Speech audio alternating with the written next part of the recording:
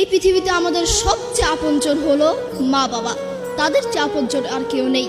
আমাদের উচিত তাদের সাথে সুন্দর আচরণ করা, তাদের সাথে সুন্দর ব্যবহার করা। আপনি যদি তাদের সাথে খারাপ আচরণ করেন, আপনি যদি তাদের সাথে বেয়াদবি করেন, আপনি যদি তাদেরকে গালি দেন, তারা যদি আপনাকে একবার বদদুয়া দেয়, আপনার পুরো জীবন নষ্ট হয়ে যাবে, পুরো লাইফ নষ্ট হয়ে যাবে। সূরা বনী ইসরাঈলের 23 নম্বর আয়াতে আল্লাহ সুবহানাহু ওয়া তাআলা বলেন, ফালা তাকুল্লাহুমা উফফি ওয়া লা তানহারহুমা। Allah said in the Quran, say not to them uff and do not repel them. তোমরা তোমাদের মা বাবার সাথে উফ কথাটিও বলো না এবং তাদের সাথে খারাপ আচরণ করো না। বন্ধু তোমাকে বলছি যুবক ভাইরা মনোযোগ দিয়ে শুনবেন। আপনার মাকে যখন পাশের বাড়ি থেকে কোনো খাবার দেওয়া হয়, সেই মা আপনাকে ছাড়া খায় না।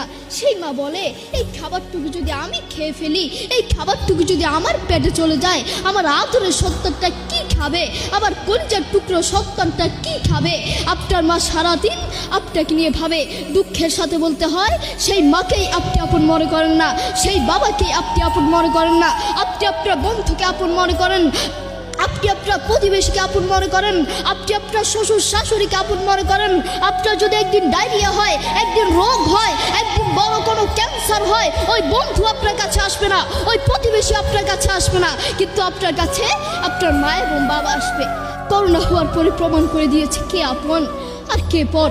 করোনা হওয়ার পরে বন্ধু বন্ধুর কাছে যায় নাই, করোনা হওয়ার পরে স্বামী স্ত্রীর কাছে যায় নাই, করোনা হওয়ার পরে একজন প্রতিবেশী আরেকজন প্রতিবেশীর কাছে যায় নাই।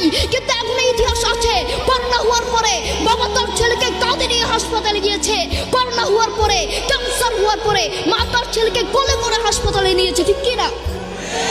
এখন ইতিহাস সাক্ষী আছে। আপনার মা আপনার বড়